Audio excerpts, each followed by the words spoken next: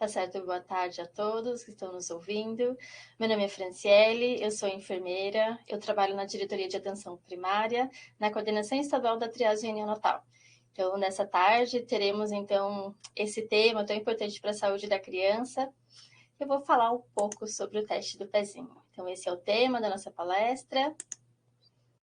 E já inicio fazendo essa declaração, sem conflitos de interesse. E vamos falar, então, sobre o teste do pezinho. O teste do pezinho, na triagem neonatal, que é a triagem neonatal biológica, é um conjunto de ações preventivas para identificar precocemente algumas doenças de ordem metabólica, genética, enzimática, endocrinológica e infecciosas. E o Programa Nacional de Triagem Neonatal é para fazer esse rastreamento dos bebês que nascem, ainda não apresentaram nenhum sintoma de doenças.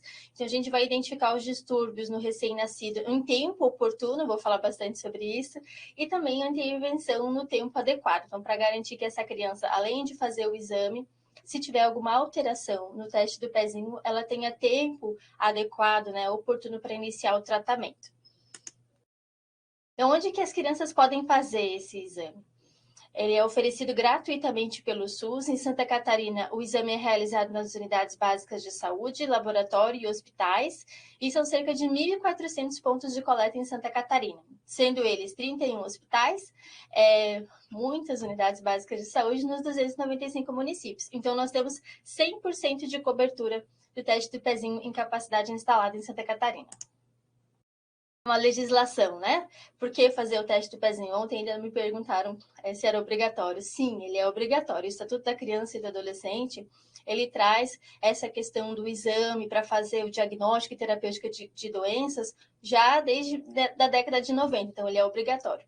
E a portaria GM do Ministério da Saúde 822 de 2001, ele traz, então, a instituição desse rastreamento pré-sintomático dentro do SUS.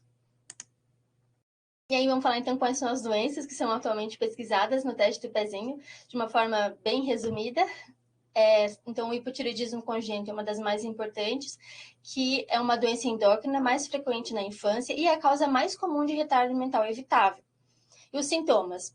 É uma dificuldade respiratória, pele seca, pele fria, pálida, descamativa, marmorata, com hérnia umbilical, atraso de desenvolvimento neuropsicomotor e retardo mental. Lembrando que o teste do pezinho é um rastreamento, então a gente já entende que as crianças ainda não apresentaram esse sintoma. Então fica difícil de identificar na clínica, por isso que é feito então esse rastreamento populacional nos bebês. Então, quando a gente precisa iniciar o tratamento, essa aqui é a nossa hora de ouro, para o tratamento, é aos 14 dias de vida. Por isso que eu sempre digo que a gente precisa de velocidade em todas as etapas do teste do pezinho, para que o bebê possa ter o acesso em tempo oportuno para o tratamento e prevenir sequelas. Aí, como eu já disse, prevenir sequelas, principalmente o retardo mental, no caso do hipotireoidismo congênito. A outra doença é a fenilcetonúria, que é um defeito metabólico que é causado pela enzima fenilalanina hidroxilase, que leva ao acúmulo do aminoácido fenilalanina FAO no sangue e ao aumento da fenilalanina e da excreção urinária do ácido fenilúvico. Quais são os sintomas? Vômitos, odor característico, mais evidente na urina, com aspecto de cheiro de urina de rato, microcefalia, convulsões, atraso do crescimento, atraso ou involução do desenvolvimento neuropsicomotor. Quando tratar? Iniciar o tratamento até 90 dias de vida. Mas a gente sempre indica, pelo teste do pezinho, que se for o rastreamento, a gente já começa com um tratamento precoce. Então, para manter o crescimento e o desenvolvimento adequado do indivíduo. A doença falciforme, que é uma das hemoglobinopatias genéticas que afetam a hemoglobina, é uma doença falciforme, que é o exemplo mais comum das hemoglobinopatias, anemia falciforme.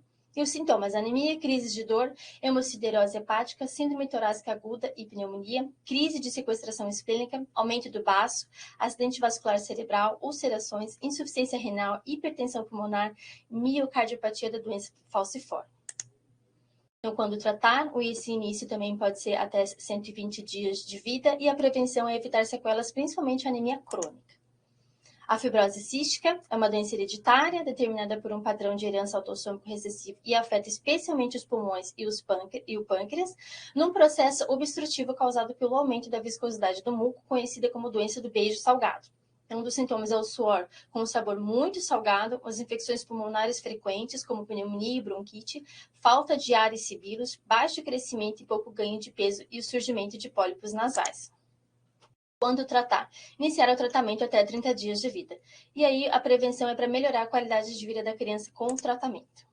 A hiperplasia da adrenal congênita é um conjunto de síndromes transmitidas de forma autossômica recessiva que se caracterizam por diferentes deficiências enzimáticas na síntese dos esteroides adrenais. Sintomas: vômitos, diarreia, hipovolemia, choque e risco de morte. Quando tratar? Iniciar o tratamento até 30 dias de vida. A prevenção é o tratamento precoce que evita a desidratação grave e reduz o risco de morte. Aqui é a última doença, a doença metabólica hereditária, que é a deficiência de biotinidase, que é um defeito no metabolismo da biotina, é a incapacidade do organismo fazer a reciclagem ou usar a biotina ligada à proteína fornecida pela dieta. Então, sintomas: distúrbios neurológicos e cutâneos, crises epiléticas, hipotonia, microcefalia, atraso do desenvolvimento neuropsicomotor, alopécia e dermatite eczematóide. Então, quando tratar? Iniciar o tratamento até 40 dias de vida, para prevenir, então, distúrbios visuais, auditivos e atraso motor e da linguagem. Então, finalizando aqui as doenças que são triadas atualmente em Santa Catarina, eu trago, então, essa legislação que fala sobre a ampliação da triagem neonatal, é uma temática muito importante atualmente, né?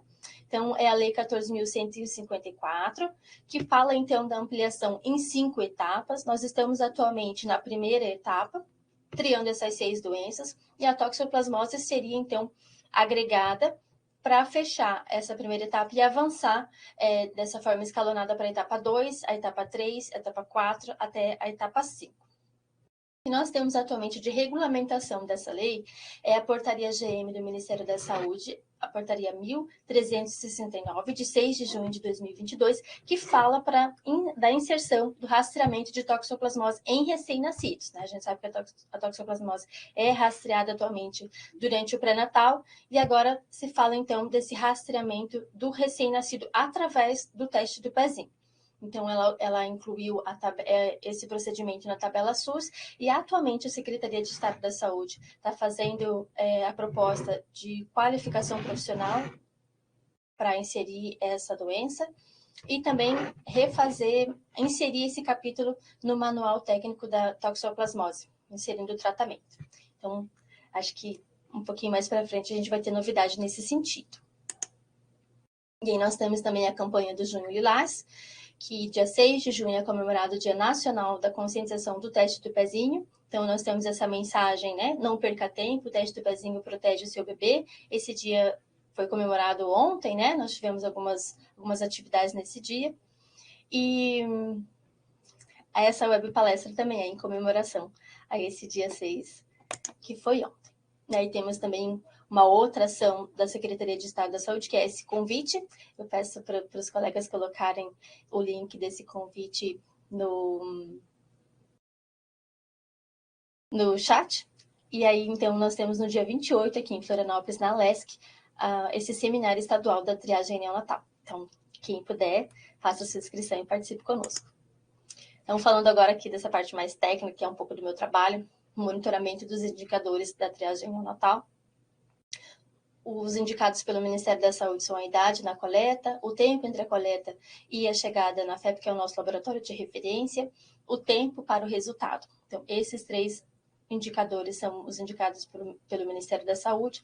E aqui na coordenação nós fizemos esse outro indicador, que é o percentual de coleta inadequada, para ajustar o nosso monitoramento e também direcionar as nossas ações de qualificação profissional. Então, vou trazer um gráfico aqui falando da cobertura do teste do pezinho, no comparativo estadual com o cenário nacional, a partir de 2017 até o ano de 2022. Então, em 2017, nós tínhamos aqui em Santa Catarina 87% de cobertura, um número acima da média nacional. E aí, a partir de 2020, a gente não tem dado, né? 2021 e 2022, mas nós temos aqui em Santa Catarina, que é um orgulho, em 2022, uma cobertura de 92% de teste do pezinho, ou seja, dos bebezinhos que nasceram, 92% foram triados no SUS, pelo teste do pezinho. E aí, então, falando desse indicador da idade na coleta, nós temos 65% dos bebês que realizaram esse exame em tempo oportuno, que é essa recomendação, após 48 horas de vida até o 5º dia de vida. Ah, mas por que precisa ser nesse período adequado? Porque eu não posso coletar antes. Antes das 48 horas de vida, o bebê ainda não produziu os marcadores para fenilcetonúria. Então, é preciso aguardar que a criança tenha contato com o alimento para produzir esse marcador e aí sim a gente tem um exame fidedigno. E após o 5º dia de vida, nós consideramos que é uma coleta tardia, porque vai atrasar o processo das outras etapas, né, do encaminhamento dessa amostra para o laboratório de referência, para o tempo de resultado, e isso vai interferir diretamente na idade que a criança vai se apresentar no hospital infantil para fazer a consulta, se caso ela tiver esse exame alterado. Então, por isso que esse indicador é bem importante. Aí o nosso outro indicador que nós temos referente a 2022 é o tempo que leva entre a coleta e a chegada desse exame na FEP, da amostra chegar lá no nosso laboratório de referência. Então, nós temos, então, a partir de agosto de 2022, as amostras passaram a ser enviadas por SEDEX, trazendo, então, uma celeridade no processo de envio dessas amostras, trazendo também uma confiabilidade, né, nesse processo, a partir do momento que nós temos a possibilidade de rastrear e acompanhar todo o trânsito dessas amostras que são enviadas. E aí nós temos esse tempo médio, então, de 4 dias. De 2022, nós temos esse tempo médio de 4 dias de envio. E aí nós fizemos também, além da média, esse monitoramento aí do tempo mínimo e do tempo máximo. Então, nós tivemos aqui um tempo só de coleta, de transporte dessa amostra, de 14 dias. Então, isso aqui já atrasa. Se fosse um bebezinho que tivesse um exame alterado por hipotireoidismo, ele já ia perder o time para iniciar o tratamento. E aí, o nosso outro indicador que nós fizemos o monitoramento, nós temos aqui em 2022 esse número aqui de coletas, e aí nós conseguimos acompanhar essa linha aqui da série histórica do número de coletas e do número de coletas inadequadas. O que são as coletas inadequadas? São coletas que foram invalidadas pelos critérios do laboratório por dificuldade na técnica. Teve uma dificuldade no processo da técnica de coleta e no pós-coleta e também no pré-coleta. E aí, então, essa amostra foi invalidada. Essa criança precisou ser reconvocada para fazer uma nova coleta do exame do teste do pezinho. Então, é esse o indicador que nós monitoramos e vemos aqui numa linha de tendência que esse indicador vem caindo à medida que as ações de qualificação profissional são fortalecidas, os profissionais comparecem, e aí nós conseguimos avançar aqui em cada vez mais reduzir esse número. E aí, já trazendo um panorama de 2023, estratificado aqui por região de saúde, nós temos aqui os números de coletas realizadas e também o número de coletas inadequadas, né, nesse gráfico. E aqui nós trazemos também o tempo de coleta, o tempo de envio, desculpa. Temos essa média de 4 dias, como eu falei. Então, tem algumas regiões que conseguem mandar com 5 dias, outras com 4, outras com 3 dias. E em alguns locais, alguns municípios, como é o caso de Florianópolis, o tempo previsto de correio é de 1 dia. Falando aqui em idade na coleta, aquele indicador que eu iniciei, aqui em 2023, a maioria das nossas regiões tem a média de idade na coleta dentro do prazo adequado, tem algumas aqui acima, sempre lembrando que esse dado aqui é uma média. E aí, então, falando de novo, a idade que é a recomendação para fazer a coleta do teste do pezinho, após 48 horas de vida até o 5º dia. E as coletas, pela recomendação do Ministério da Saúde, devem ser realizadas até 28 dias de vida, né, no recém-nascido. Vamos dar continuidade aqui. Então, o que nós, da coordenação, sugerimos aos colegas que estão no município para fazer essa coleta em tempo oportuno, né? Quais são as estratégias que podem ser realizadas para conseguir captar esses bebezinhos no tempo oportuno? As consultas de pré-natal, a gestante fica, né, no mínimo 6, 7 consultas na unidade básica de saúde fazendo esse acompanhamento, então ali já pode ser falado desse exame que é tão importante para o bebê, que ele precisa vir até a unidade de saúde, no máximo até o 5º dia de vida, para fazer essa coleta. Tem um município no nosso estado que também faz essa coleta domiciliar, é uma estratégia, que pode ser adotada por municípios menores, que tem um fluxo menor de nascimento, talvez essa seja uma estratégia assertiva, né? O grupo de WhatsApp, ele também se mostra uma ferramenta muito importante, se coloca ali as gestantes daquela área, e aí o combinado é que quando o bebê nasce, posta a foto do bebê, e aí assim a equipe consegue visualizar, ter as informações da data do nascimento, e aí então agendar a consulta para também fazer a coleta do teste do pezinho. A busca ativa é essencial também ser feita, monitoramento de território através da busca ativa com os agentes comunitários de saúde, e a comunicação e acompanhamento, que seria a referência contra referência. A mulher teve seu bebê no hospital, o hospital faz a contra-referência, informando ali os nascidos vivos naquele período, e aí então o profissional do território consegue fazer essa busca ativa, chamar esses pacientes para fazer a coleta do teste do pezinho. E aí os documentos que são necessários para fazer a coleta, então nós precisamos da caderneta de saúde da criança, a declaração de nascido vivo ou a certidão de nascimento. É importante dizer que a DNV já é um documento suficiente para preencher a ficha de coleta, um documento da mãe ou responsável, um telefone de contato válido, para que essa pessoa, né, esse responsável por esse bebê, esteja ciente de uma possibilidade de uma reconvocação, que precisa ter um telefone atualizado, né? Então, para os pais, a gente precisa orientar o procedimento, né, explicar que não vai doer, a importância que ele tem, as várias doenças que nele está sendo feito rastreamento, como acessar o resultado e também já informar a possível solicitação de uma segunda coleta.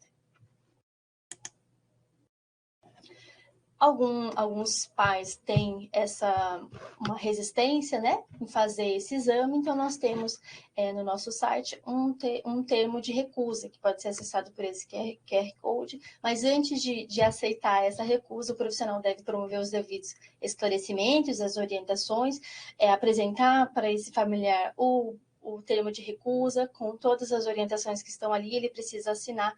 Então, o profissional de saúde também tem o dever de comunicar imediatamente o conselho tutelar, porque tem uma violação do direito da criança nesse caso. Aqui está a nossa ficha de coleta, então a gente precisa preencher todas as informações solicitadas com letra legível, de forma, evitando o uso de abreviaturas e usar apenas caneta esferográfica para garantir uma boa leitura. E a gente vai preparando o ambiente para receber esse bebê e fazer essa coleta. Se forem temperaturas altas no verão e o ar-condicionado estiver ligado no frio, a gente recomenda que seja desligado. Se a gente tiver no inverno, temperaturas mais amenas, ligar o aquecedor para deixar esse ambiente mais aconchegante para o bebê. Quando a gente vai expor, o pé do bebê tem uma tendência de vasoconstrição. Então, quando vai conversando com a mãe, já vai orientando para ela ir massageando o pezinho do bebê, e aí já coloca o cobertor ali para aquecer. E aí o profissional, enquanto isso, vai organizando o material que vai ser utilizado. Então, a lanceta, que é exclusiva para o teste do pezinho, o algodão ou gás estéreo, o álcool 70, as luvas de procedimento, a caixa de pérfuro cortante e a ficha de coleta. Fazer a lavagem das mãos, calçar as luvas de procedimento, orientar o acompanhante para segurar o bebê. O acompanhante fica em pé, segura o bebê no colo em posição de arroto, lembrando que se esse bebezinho ele estiver internado, essa coleta pode ser feita com ele também em decúbito, ele deitadinho, com o tórax elevado. O que a gente precisa ter o cuidado é que o pezinho precisa ficar abaixo da linha do coração. E também, se for possível, essa coleta também pode ser realizada no colo da mãe durante a amamentação, desde que respeitada essa posição do pezinho abaixo, né, do nível do coração. Então, se a gente já consegue ali, então, garantir que o bebezinho está confortável no colo da mãe, está sendo amamentado, né? Então, a gente expõe totalmente o pezinho do bebê e faz essa inspeção visual, se ele está vermelhinho, se ele está quentinho, e aí sim a gente pode dar seguimento ao procedimento. Se por acaso o pé do bebê estiver arroxeado, estiver frio, a gente precisa retornar com a meia e tentar o aquecimento novamente. Nós orientamos que seja feita, então, uma bolsa de água morna, nunca diretamente na superfície, né, da bolsa de água morna no pezinho, sempre com uma proteção sendo monitorado, tá? Para evitar queimaduras. Então, se tá tudo bem, se tá quentinho, se tá bem rosado esse pé, eu vou realizar a punção no terço inferior da planta do pé, na porção lateral, como está nessa imagem, né? Ali onde que eu posso fazer a punção. Evitar o calcanhar pelo risco de atingir o osso. Então, eu vou, né, fazer essa imagem visual do pezinho do bebê. Vou pegar o algodão embebido em álcool e vou fazer a limpeza, né, a asepsia com álcool no local. E segurar o pé do bebê com a mão não dominante, com firmeza, sem garrotear. Muito cuidado com a pele fina e frágil do bebê, para não marcar. Posicionar a lanceta em ângulo de 90 graus e encostar na pele com pressão leve. Acionar o gatilho por pressão ou o botão da lanceta. Nós temos duas lancetas, uma que é por pressão e outra que é por botão. E aguardar a formação de uma grande gota e sempre retirar a primeira gota com algodão. Então, a gente vai fazer todo esse procedimento, ver essa linda gota se formar e vai desprezar essa primeira parte. Por quê? Nessa parte aqui, a gente tenta evitar que tenha contato ali com o álcool que talvez não tenha secado primeiro, com algum hemocomponente ali que pode contaminar a amostra, então a gente tira com algodão seco essa primeira gota e aguarda a formação de uma nova gota e vai encostando o ciclo de papel filtro no calcanhar e vai preenchendo um de cada vez. Nesse ponto aqui é importante eu eleger qual é o lado do papel filtro que eu vou usar, se eu vou usar a frente ou se eu vou usar o verso. Se eu escolher usar a frente, todos os ciclos vão ser preenchidos ali na frente. Se eu escolher o verso, todos vão ser preenchidos pelo verso, tá? Porque eu não posso ficar virando o papel filtro, porque senão dá sangue suficiente e pintado. Ele vai fazendo camadas e não é aceito pelos critérios internacionais do laboratório de referência, tá? Então, fazer movimentos circulares com o cartão até o preenchimento de todo o círculo, tá? Os 4 círculos.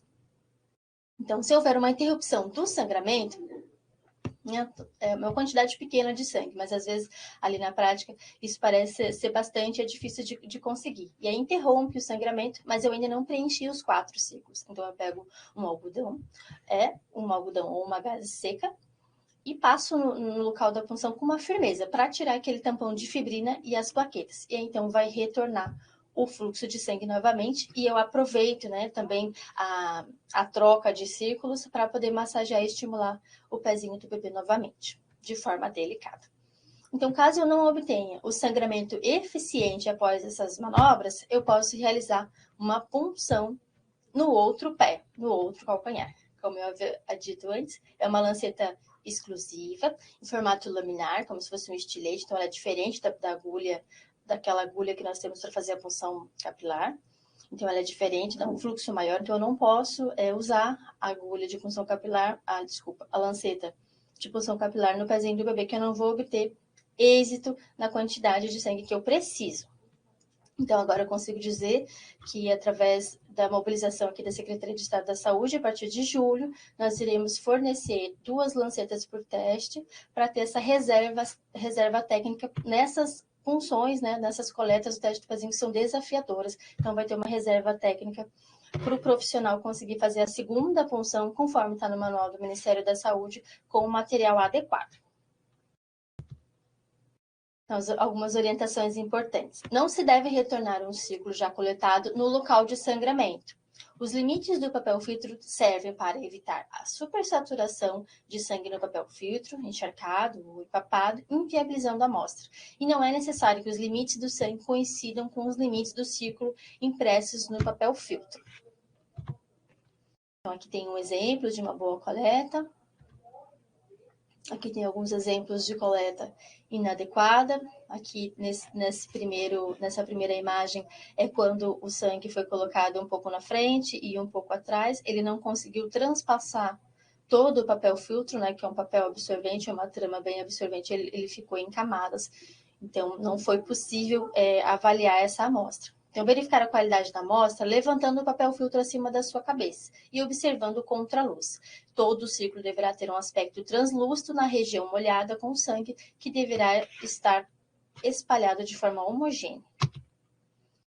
Então, aí eu fiz a minha coleta e agora eu vou cuidar da minha amostra, né? Aqui, como eu vou secar essa amostra de sangue? As amostras deverão ser submetidas ao processo de secagem a temperatura ambiente entre 15 e 20 graus por cerca de 3 horas na estante de secagem em posição horizontal, que permite a distribuição do sangue de forma homogênea e mantém a área contendo sangue livre de qualquer contato. Então, essa estante de secagem é fornecida ela é distribuída pelo nosso laboratório, então esse é o material adequado para deixar secando. E aí, depois que a amostra estiver seca, o ideal é que ela seja encaminhada diariamente para os correios, para ser levada para a FEP. Se, por acaso, não tem a oportunidade de ser encaminhada no mesmo dia da coleta, essa amostra precisa ser armazenada em geladeira. Então, a gente precisa colocar essa amostra num pote hermético com tampa, de preferência transparente, para facilitar a visualização, né? E a temperatura da geladeira, então, fica entre 2 e 8 graus. Isso serve para preservar a qualidade da amostra. Os procedimentos inadequados, né, que podem inviabilizar a amostra.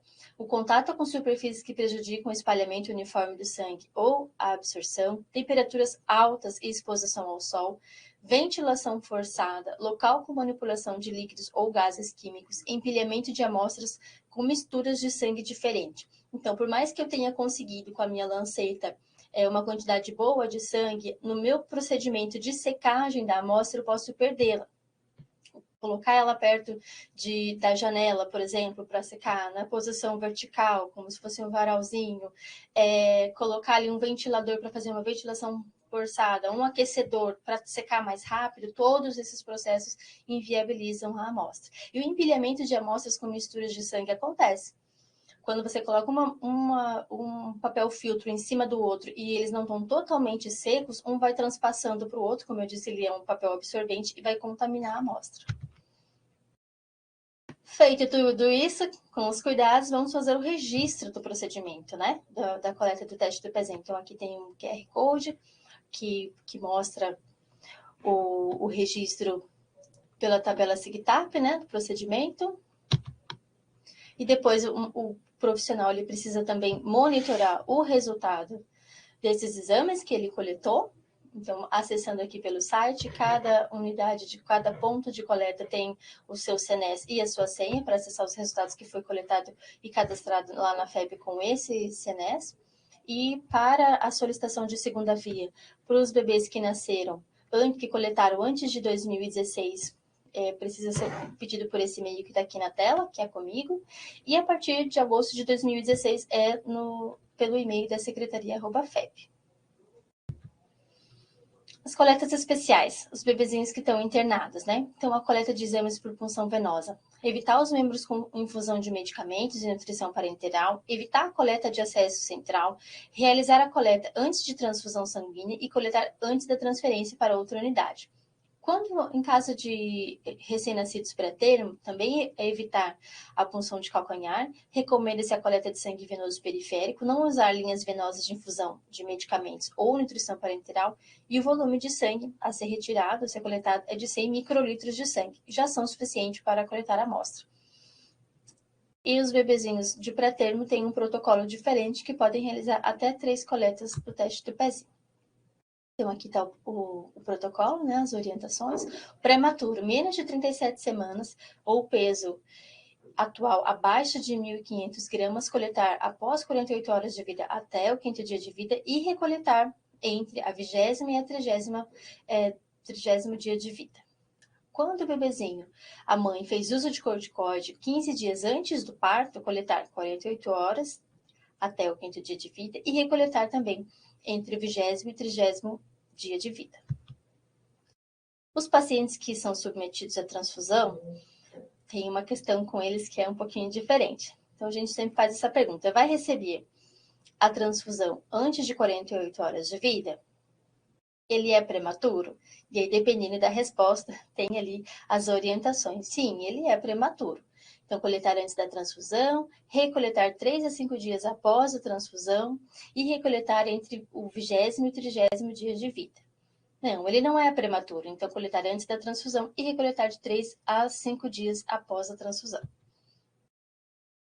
E aí, em caso aqui, não houve coleta antes da transfusão, não deu tempo. Então, se o bebezinho for prematuro, você vai coletar de 3 a 5 dias após a transfusão, recoletar novamente entre o 20º e o 30º dia de vida, e recoletar novamente após 90 a 120 dias após a última transfusão. Se ele não for prematuro, você vai coletar de 3 a 5 dias após a transfusão e recoletar de 90 a 120 dias após a última transfusão.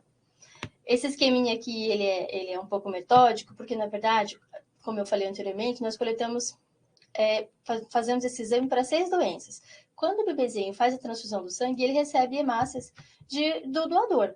Então, o que vai ficar circulando no organismo dele durante esse período são as hemácias do outro doador. Mas a gente faz a coleta, sim, após esses 3 a 5 dias de vida, depois da transfusão, desculpa, porque aí você consegue os outros marcadores para as outras doenças. E aí depois você vai repetir lá com 90 e 120 dias, já vai ter tempo de ter trocado, né, essas hemácias. Então aí sim já vai conseguir fazer a investigação das hemácias do bebê mesmo.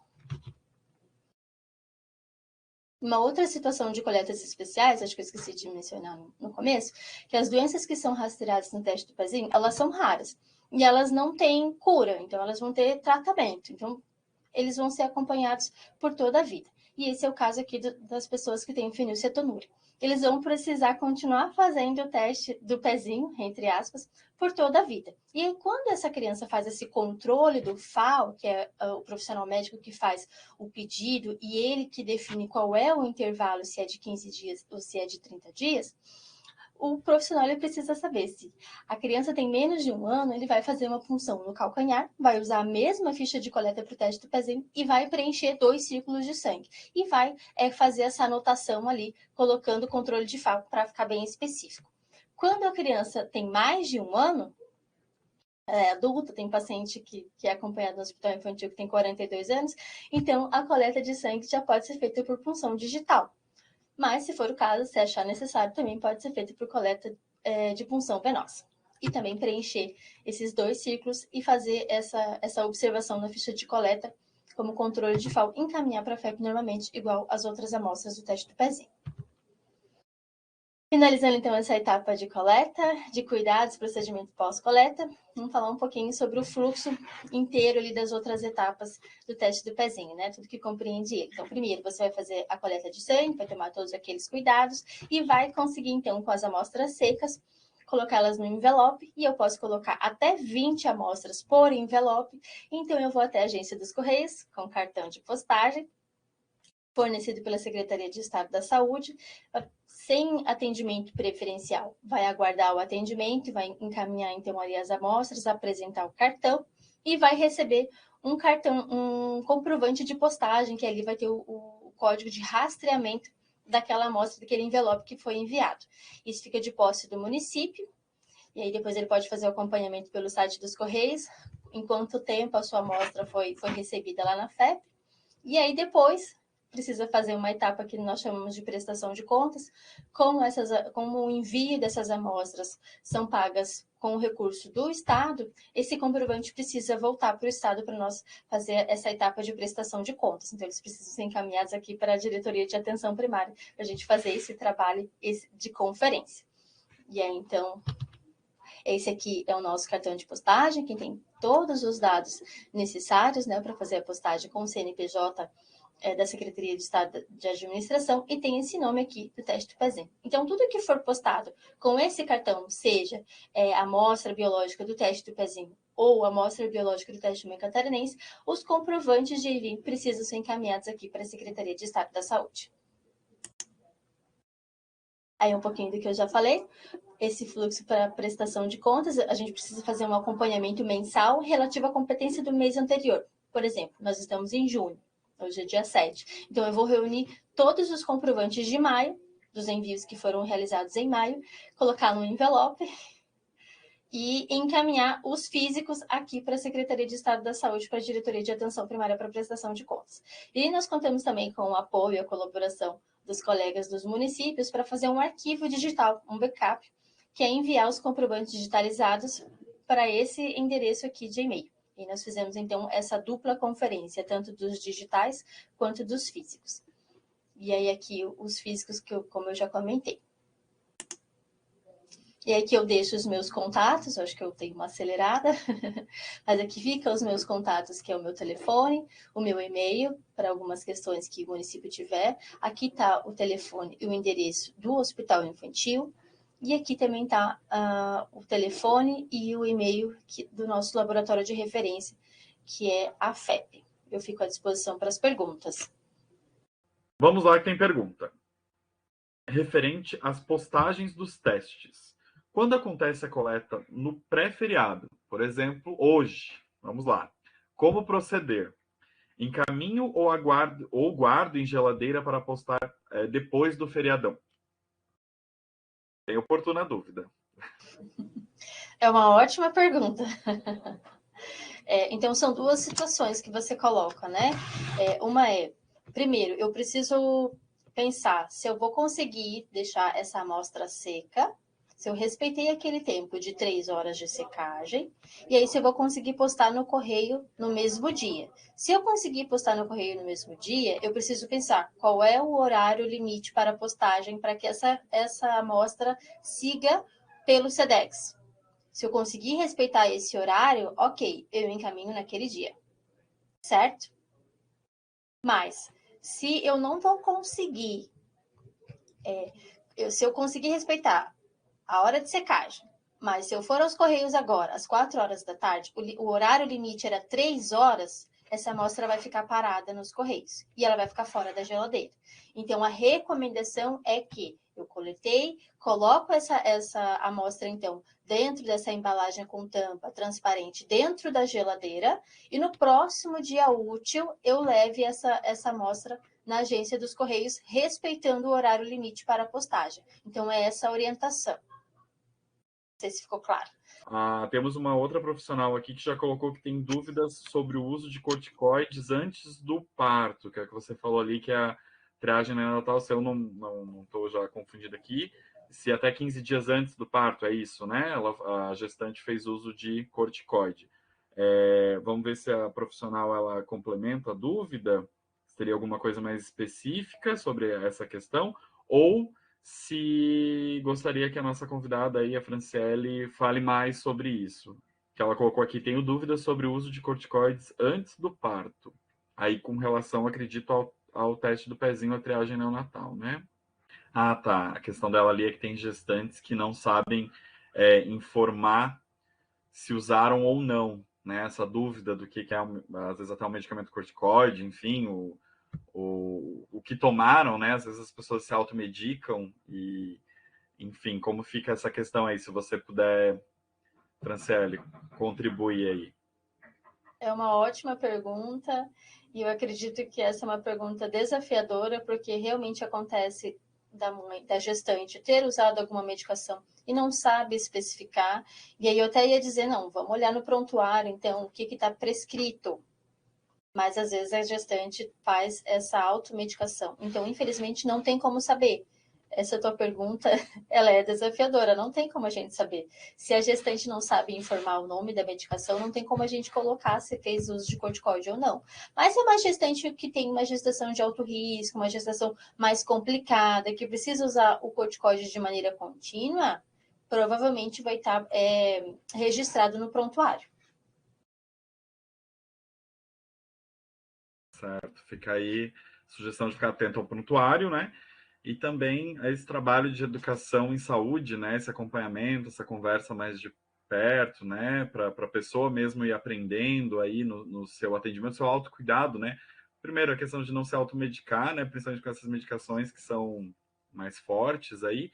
E segundo, de manter o registro, né? Pela situação em que está vivendo, né? Da gravidez e tudo mais, para que se porventura aí vier entrar em processo de parto e tudo mais, né, ter esse registro, lembrar, né, é muita coisa, a gente sabe também até para a própria pessoa que está nessa situação lembrar, mas é importante para facilitar o trabalho e que tudo aí com a saúde da criança, do bebê e da própria pessoa aí possa correr tudo certo, tudo bem, né, dentro dos protocolos aí do que a gente está trabalhando para orientar, né, Franciele? Eu aproveito, então, para deixar minha mensagem final, de que todo o programa da triagem neonatal, ele só pode ter êxito na saúde da criança se todos os profissionais envolvidos estiverem engajados nesta governança colaborativa. O profissional que faz a sua coleta com qualidade, o outro profissional que faz o envio, o carteiro, quem faz o monitoramento dos dados, quem cuida para que esteja tudo organizado, para que esse teste seja realizado. É muito importante a gente reforçar isso, né? Que o Estado tem o seu papel, o município tem o seu papel, a sua contribuição, e a sociedade civil também. Então, nosso desejo é também atingir a sociedade civil nessa conscientização, como foi ontem, o dia 6 de junho, da importância desse teste e de que todos têm um papel importante para o funcionamento, para o bom funcionamento de todo esse programa. Então, desde já também quero agradecer a todos que participaram, aqueles que perguntaram, aqueles que não tiveram oportunidade de perguntar, podem usar o meu e-mail para acessar e ter acesso a material ou também alguma outra dúvida que possa surgir depois desse momento. E então, agradecer a oportunidade dessa plataforma da Telesaúde de poder falar sobre o teste do pezinho, que é o meu trabalho, que é o que eu amo, e dividir com vocês todo esse conhecimento, que ainda foi um momento restrito, mas convidar vocês também a participar com a gente no dia 28 de junho, no seminário estadual, para também disseminar cada vez mais esse conhecimento.